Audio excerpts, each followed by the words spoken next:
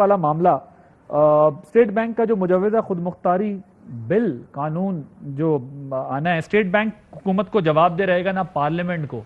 یہ مجھے بتائیے گا، یہ جو ٹوٹل انڈیپینڈنس ہے اسٹیٹ بینک کی، حکومت سے اسٹیٹ بینک کو منتقل ہو جائیں گی، پاور آ جائے گی اس کے پاس. اپوزیشن تو یہ کہہ رہی ہے آپ نے آئی ایم ایف کی وجہ سے جو ہے وہ اداروں کو گروی رکھ دیا ہے اور اسٹیٹ بینک جو ہے وہ آپ کے ہاتھ سے نکل جائے گا، پارلیمان کا سب کا کنٹرول چلا جائے گا اس کے ہاتھ سے. یہ تنقید آپ کی حکومت کے اوپر ہو رہی ہے.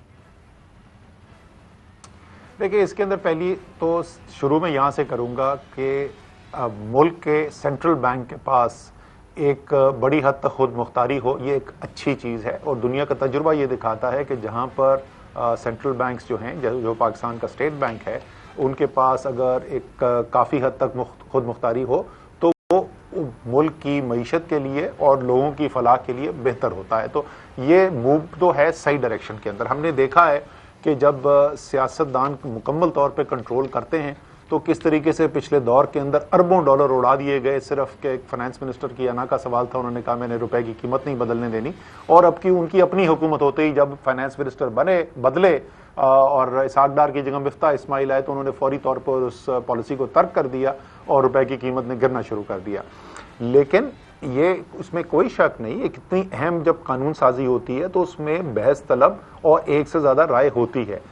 کتنی آٹونومی ہونی چاہیے، اس کی اکاؤنٹیبلٹی کی شکل کیا اختیار کرنی چاہیے، کیا جو اس کے ہدف ہیں وہ صرف افراط زر کا کنٹرول ہونا چاہیے یا اس کے اندر جو ہے ملک کی معیشت کی نمو جو ہے اور روزگار جو ہے اس کو بھی دیکھنا چاہیے. اور اس قسم کے پہلو جو ہیں وہ بحث طلب ہیں. میرے خیال میں یہ اسمبلی کے فلور پہ جائے گا. میں نے پہلے بھی کہا تھا کمیٹی کو ریفر ہوگا. فیض اللہ کموکا اس کی فائنانس کی کمیٹی کے چیئر ہیں اور میں نے پہلے بھی کہا تھا، دوبارہ میں یہ کہوں گا، ان کو اس کمیٹی کے اندر وہاں پہ ظاہر ہے ساری سیاسی پارٹی کے لیڈرز تو ہوتے ہی ہیں، ریپرزینٹیوز وہاں پہ بیٹھے ہوتے ہیں. اس کے اندر فارمر فائنانس منسٹرز ہیں اور اہم عہدوں پہ جو لوگ رہ چکے ہیں وہ اس فائنانس کی کمیٹی کے لیڈر ہیں. میں صرف مکمل کر لوں، ان کے علاوہ میرے خیال میں جو معیشت کے ایکسپرٹس ہیں پاکستان میں، خاص طور پہ مانیٹری پالیسی پہ جنہوں نے زیادہ کام کیا، ان کو بھی اس فائنانس کمیٹی میں بلانا چاہیے اور سب بحث ہونی چاہیے. اور دیکھیں ایسا قانون بننا چاہیے جس کا بشمول تمام ماہرین کے جو سمجھیں کہ ہاں واقعی میں یہ صحیح بیلنس ہے. ٹھیک، ویسے پروپوز کیا آپ لوگوں؟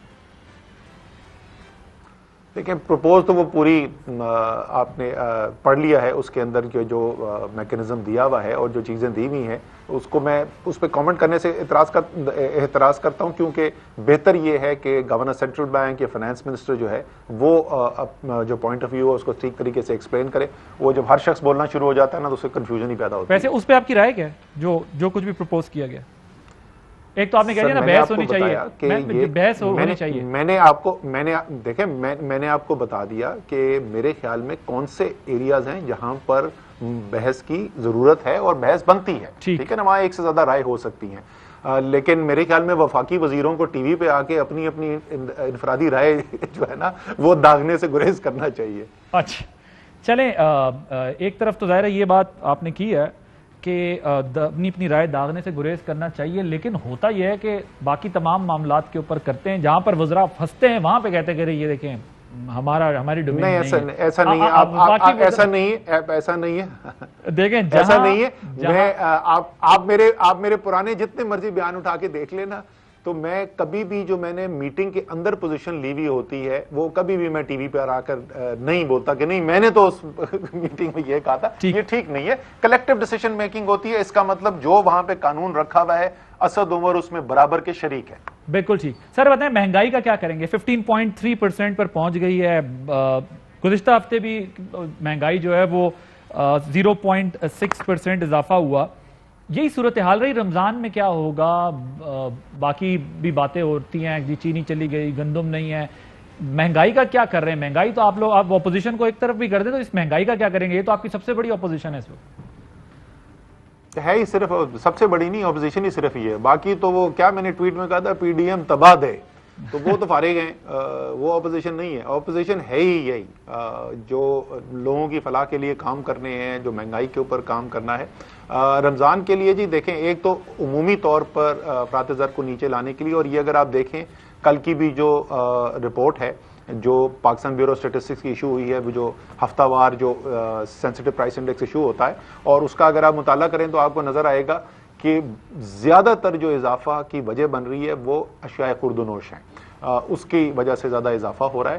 تو اس لیے بڑا فوکس وہاں پر کام وزیر اعظم نے ہدایات دی ہوئی ہیں. اس میں فوڈ سیکیورٹی کی جو منسٹری کے لوگ ہیں وہ بھی ہیں، فائنانس منسٹری ہے، اور تمام جو انڈسٹریز منسٹری ہے وہ سب اس کے اوپر کام کریں. لیکن رمضان کے لیے خاص طور پہ ایک بہت بڑے پیمانے کے اوپر جو سستے بازار کا سسٹم ہے، یوٹیلیٹی سٹور کارپوریشن کے لیے ایک بہت بڑا اربوں روپے کا پیکج سبسڈی کا جو 5 بنیادی اشیاء ہوتی ہیں ان کے لیے دیا جا رہا ہے. تو رمضان کے لیے یہ خصوصی تیاری تو کی جا رہی ہے، اور اس کے اندر دسیوں اربوں روپے کی جو ہے وہ سبسڈائز سامان جو ہے وہ پرووائڈ کیا جائے گا. لیکن اس کے علاوہ عمومی طور پر اس شرح کو کم لانے کے لیے خاص طور پہ اشیاء خورد و نوش کی وہی وزیر اعظم کا اس وقت میرے خیال میں شاید سب سے بڑا آبجیکٹو ہے ہی وہی.